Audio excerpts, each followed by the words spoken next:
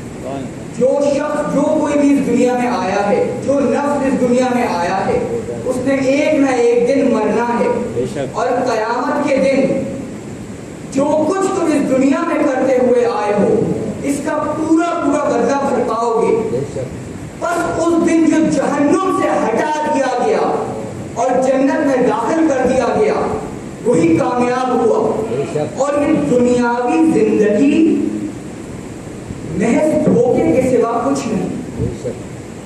اس آیت کو اگر آپ دیکھیے تو سب سے پہلے فرمایا کہ ہر نفس نے، ہر شے نے، ہر شے نے، چاہے کتنا ہی بڑا قلندر ہو، کتنا ہی بڑا فرعون ہو، اس دنیا کو چھوڑ کر جانا ہے، لازم ہے، دنیا کا قانون ہے، اس لیے کہ یہ امتحان گاہ ہے۔ بھائی آپ اسکول جاتے ہیں پیپر دینے کے لیے، تو پیپر دینے کے بعد آپ وہی نہیں رہ جاتے، پیپر دینے کے بعد آپ واپس گھر آتے ہیں، نتیجے کا انتظار کرتے ہیں۔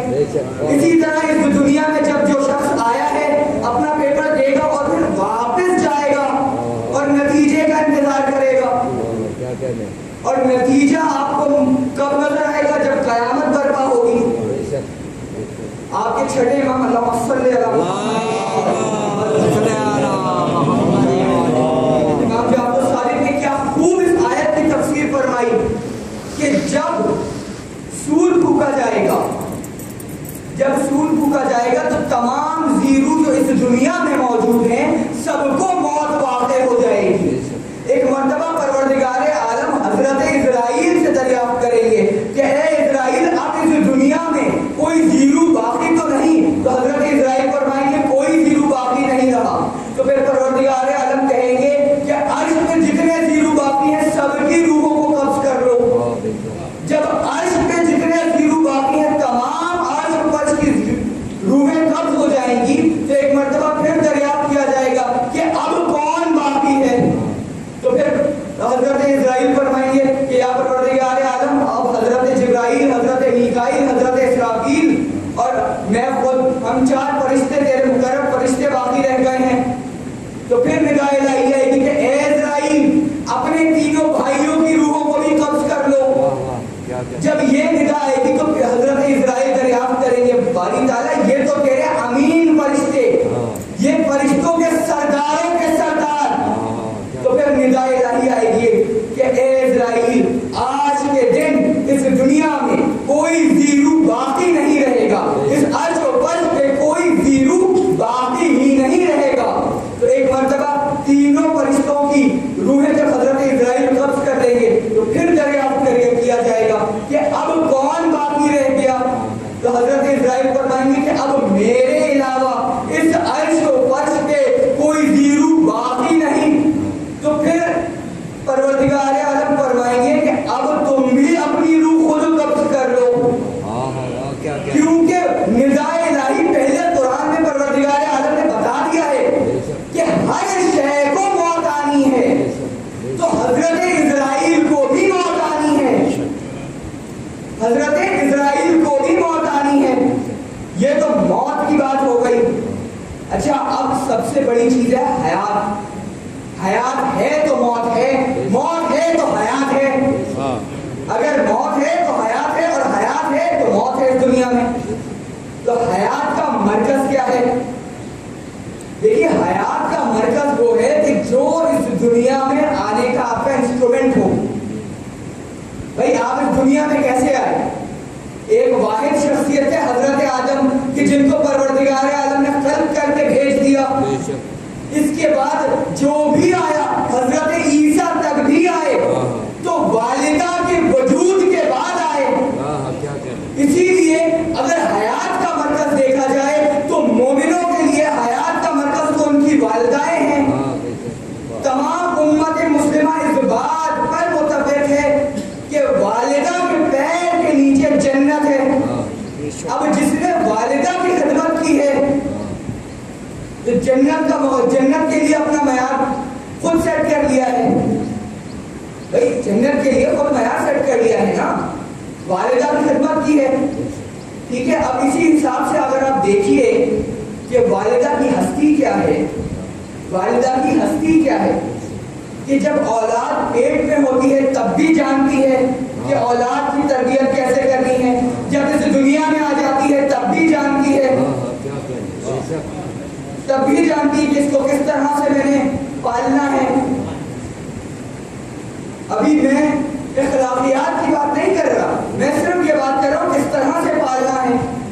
بھائی ماں تو چرند پرند کی بھی ماں ہوتی ہے کہ اگر جو ہے چھوٹا سا چوزا ہے بھوکا ہے تو جا کے غذا جمع کر کے لا کے اس کو کھلاتی ہے۔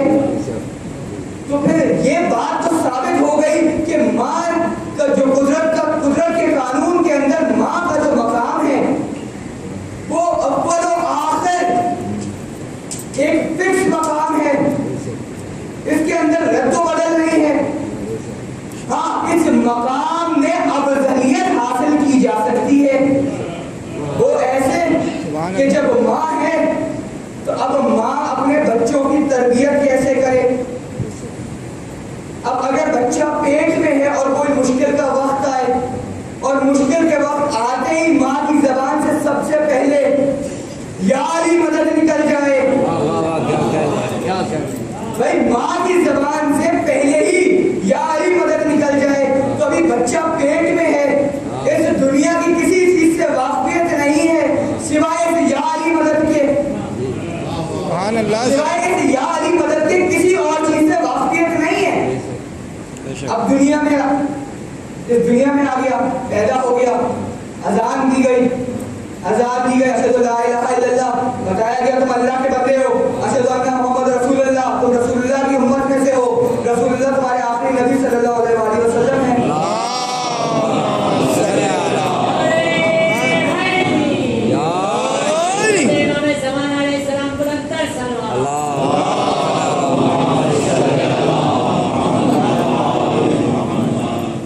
بتا دیا کہ تم رسول اللہ کی امت میں سے ہو.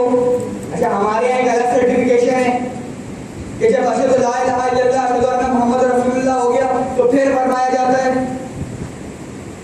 علی ولی اللہ وصی رسول اللہ. بھائی دیکھو جن علی کا نام تم بچپن میں سنتے ہوئے آ رہے تھے وہ وصی رسول ہے. نعرہ حیدری،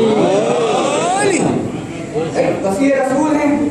اب ہم گمان کریں کہ بچہ اگر چھوٹا ہے خواب میں سو رہا ہے، خواب میں مسکرا رہا ہے تو فرشتے کھیلنے آئیں گے. میں تو کہتا ہوں نہیں، فرشتے کھیلنے نہیں آئیں گے، کیونکہ بچہ معصوم ہے. نہ قانون کا ہاتھ بچے کے گریبان تک جا سکتا ہے، نہ شریعت کا ہاتھ بچے کے گریبان تک جا سکتا ہے. تو پھر اگر بچہ چھوٹا ہے، نہ کرائم کر سکتا ہے، نہ کوئی گناہ کر سکتا ہے، تو پھر ایسے ہی معصوم آتے ہوں گے کہ جنہوں نے نہ کبھی کوئی گناہ کیا ہو، نہ کوئی غلطی کی ہو. بھائی فرشتوں میں تو تکبر آ جاتا ہے نا، فطرت کی مثال موجود ہے.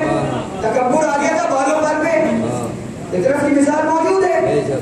تو اب بچے کے خواب میں وہ ہستیاں آئیں گی کہ جو اس دنیا میں معصوم آئی، معصوم گئی، اور جب بھی ہے معصوم ہی ہے. جب بھی ہے تو معصوم ہی ہے. تو اب بچے کے خواب میں صرف معصوموں کی آمد ہوگی. اچھا اب یہاں پہ ایک بڑا مسئلہ کہ بچے جب بچہ اٹھنے لگتا ہے تو وہ رونے لگتا ہے. بچہ اٹھنے لگتا ہے تو وہ رونے لگتا ہے.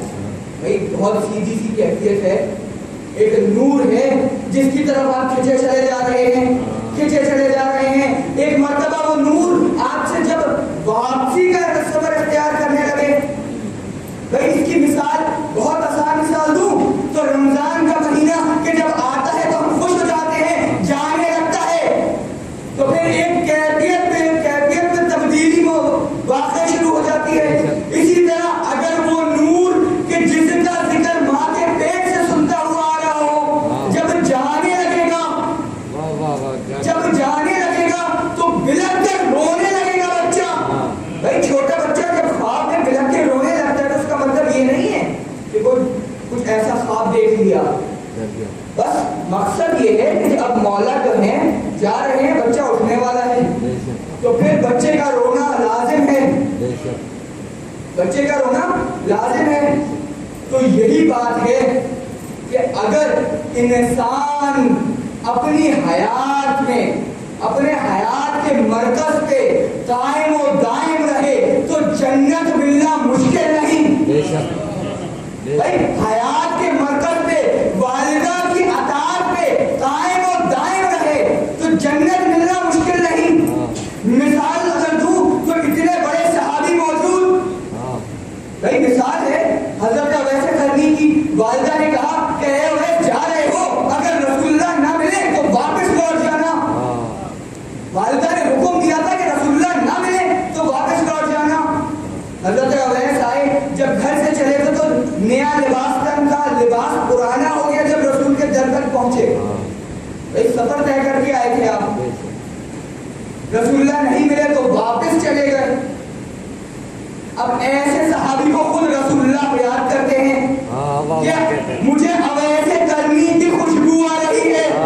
کیا کہتے دیکھیے مجھے اویسے کرنی کی خوشبو آ رہی ہے. تمام امت مسلمہ اس بات پر متفق ہے کہ رسول اللہ نے خود یہ خوشخبری سنائی ہے کہ ماں کے پیر کے نیچے جنت ہے.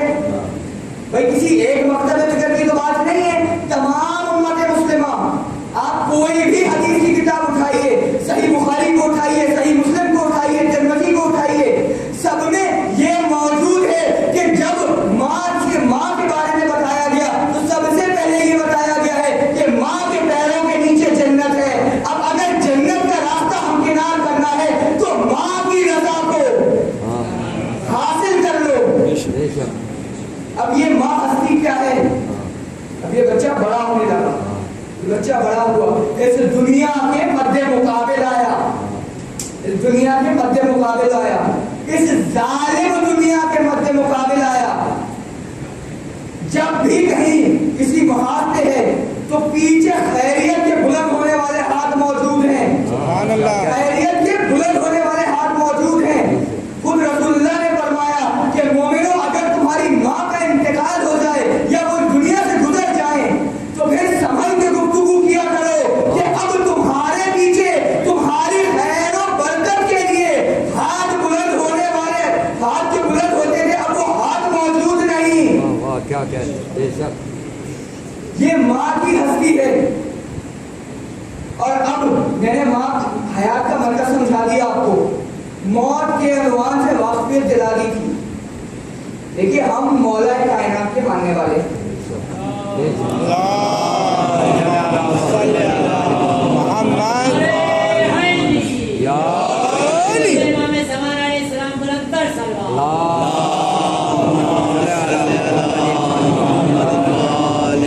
ہم مولا کائنات کے ماننے والے ہیں.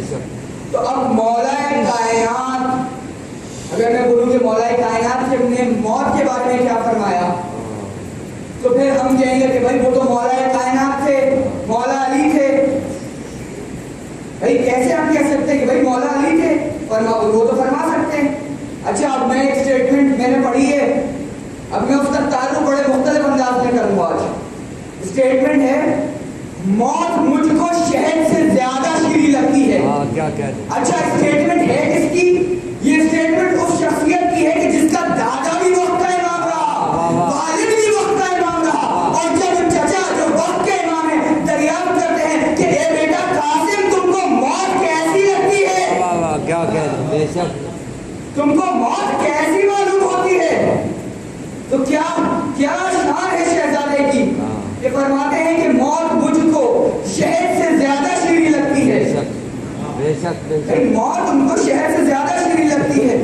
ہم اس دنیا میں مال و زر کے پیچھے بھاگتے ہیں, مال و زر کے پیچھے بھاگتے ہیں, ریشم کے پیچھے بھاگتے ہیں, نفیس کپڑا ہے, اچھی زمین کے پیچھے بھاگتے ہیں, مال و دولت جمع کرنے کے پیچھے بھاگتے ہیں, اور جب خوراک کی بات ہے تو شہد کے پیچھے بھاگتے ہیں. شہد سے زیادہ شیریں تو موت ہے. کیا کہتے ہیں, اگر اعمال نیک ہو تو شہد سے زیادہ شیریں موت ہے. بے شک. اور اگر ایسے گناہ کر دیے کہ جن کی معافی ممکن نہیں تو سانپ کے زہر سے زیادہ کر دیے موت ہے. کیا کہتے ہیں, بے شک. بھائی موت سے کون ڈرتا ہے؟ موت سے وہ ڈرتا ہے کہ جس کو خوف ہو, جس کو خوف ہو کہ موت اس کی زندگی کی حفاظت نہیں کرتی. موت سے وہ ڈرتا ہے کہ جس کو خوف ہو کہ موت اس کی زندگی کی حفاظت نہیں کرتی. بات ساری ہے کہ اس وقت جو ہے اس فرش میں مقیم سب لوگ بیدار نہیں ہیں, نہیں تو نعرہ حیدری بنتا ہے یہاں پہ کہ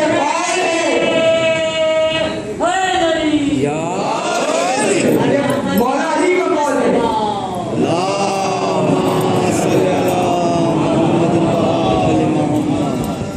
کہ مولا علی کا قول ہے کہ میری زندگی کی حفاظت موت خود کرتی ہے. اب موت کا جب تک وقت مقرر ہے, جس وقت میں موت مقرر ہے اس سے پہلے موت واقع ہو نہیں سکتی.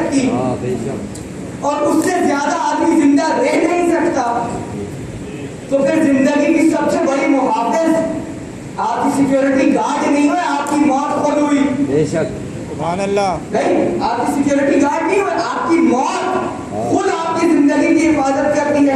بھائی مولا کائنات جو ہے موت کو میدان جنگ میں تلاش کیا کرتے تھے. نعرہ حیدری.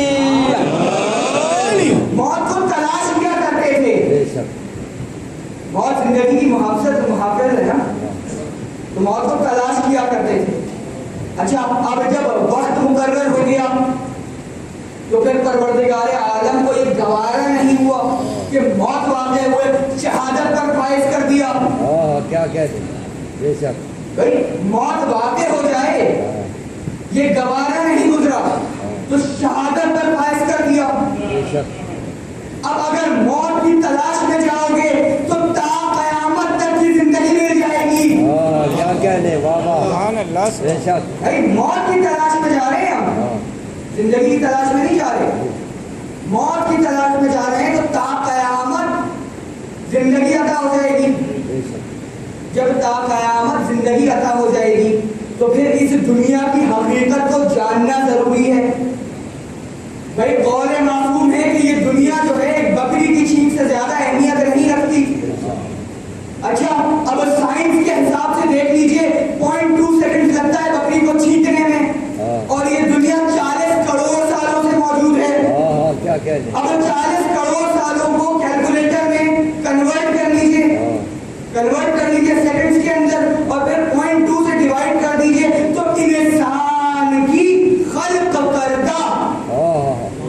انسان کی خلق کردہ چیز اس بات کا جواب دیتی ہے کہ یہ دنیا فانی ہے، کیونکہ ایرر جو آتا ہے وہ انفینٹی کا آتا ہے. انفینٹی وہ چیز ہے جو کبھی ختم نہیں ہو سکتی. کیا کہنے. انفینٹی وہ چیز ہے جو کبھی ختم نہیں ہو سکتی.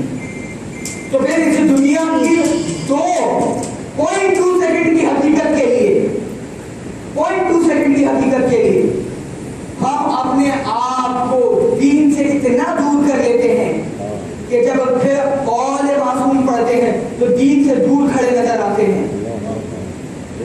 اپنی جھوٹی انا کے لیے جھوٹ عام کر دیتے ہیں. یہی تو معاملہ ہے. اس دنیا میں جو شخص آیا ہے وہ ویسے ہی جائے گا جیسے آیا ہے، ویسے ہی جائے گا جیسے آیا ہے. کیونکہ کفن کی جیب ہوتی نہیں. بھائی کفن کی یا تو ہو کہ جیب ہو، جیب میں مال و زر بھر کے رکھا جائے، اور ملک الموت کو بھی پھر جیسے آج کل میں رشوت عام ہے تو ملک الموت کو بھی پیش کیا جائے. نہیں، جب کفن میں جیب ہی نہیں ہوتی تو رشوت کا سوال ہی نہیں ہے.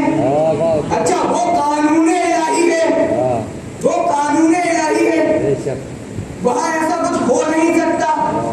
تو پھر اعمال کو اتنا بلند رکھا جائے کہ جب روح قبض ہو تو خود معصوم آئے کہ بھائی تمہارا وقت مقرر ہو چکا ہے، اب آ جاؤ. کیا کہنے. نعرہ حیدری. پورے مومن زمانہ بلند تر صلوات.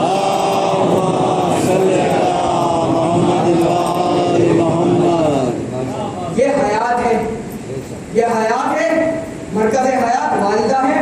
اور آپ کو حیات کا پورا مفہوم میں نے سمجھا دیا.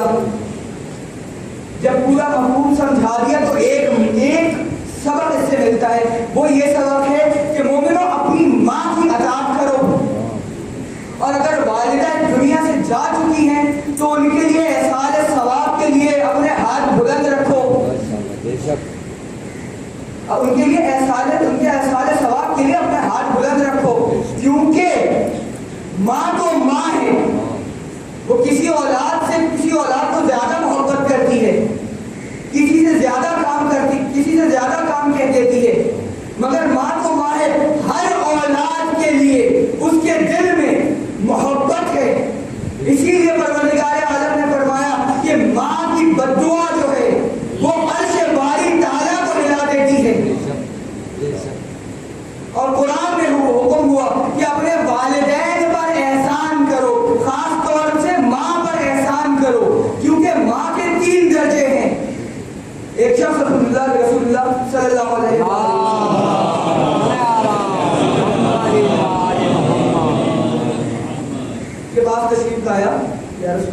میں نے اپنی ماں کو اپنی کمر پہ بٹھا کے حج کروایا ہے تو کیا میں نے ان کا قرض ادا کر دیا؟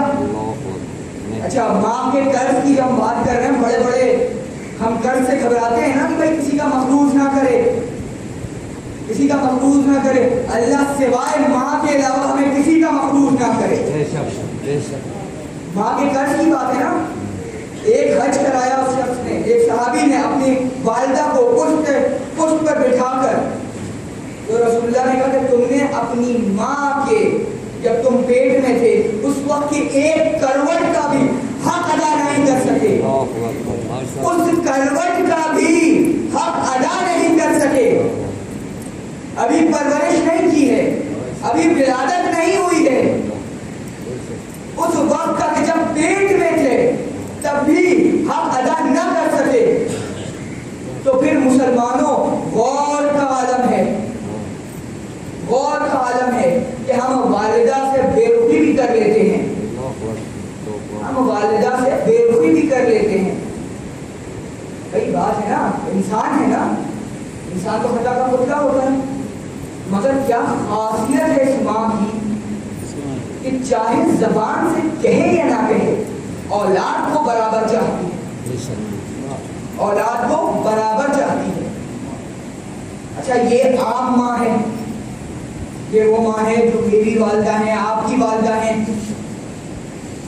اچھا، اب اس کے لیے بھی ایک معیار مقرر ہونا لازمی ہے، تو ہم اہل بیت کے در کی طرف پھر سے رخ کرتے ہیں۔ ایک ایسی والدہ موجود کہ جنہوں نے پرورش کی تو وقت کے امام کی پرورش کی،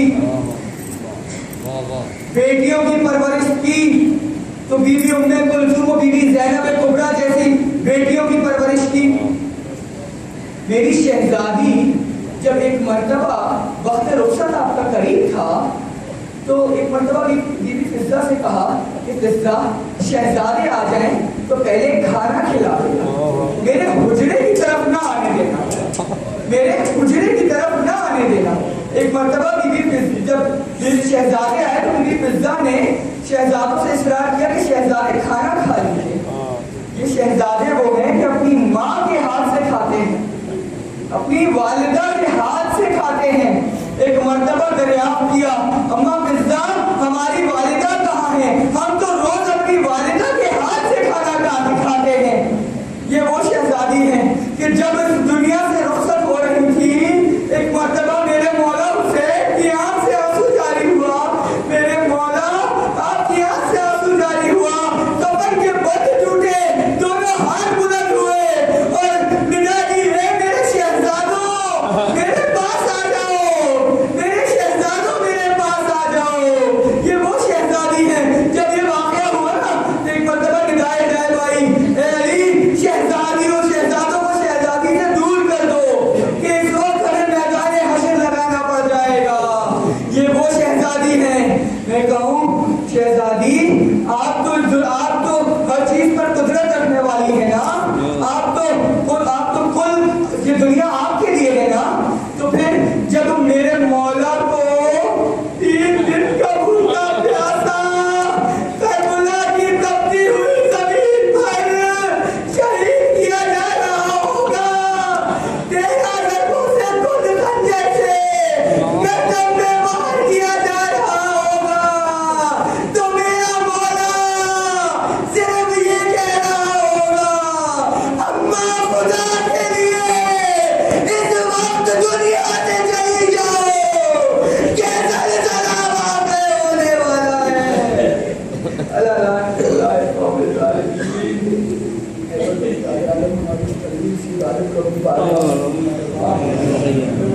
عالم جن لوگوں کی والدہ اس دنیا سے رخصت کر گئی ہیں ان کو صبر عطا فرما۔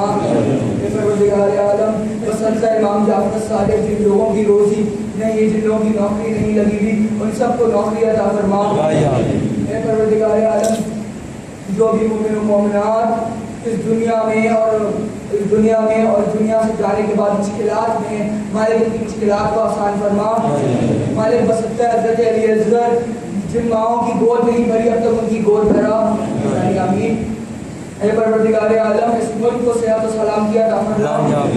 میری دادی کی خواہش تھی کہ جب وہ اس دنیا سے چلی جائیں تو میں ان کے سارے ثواب کی مجلس پڑھوں۔ خدا کی قسم میں سوچتا ہوں نا تو کہیں کھڑی بھی مجھے دیکھتی ہوگی، کہیں کھڑی بھی مجھے دیکھتی ہوگی کہ بیٹا تم نے ان سے وعدہ کیا، وہ وعدہ پورا کیا۔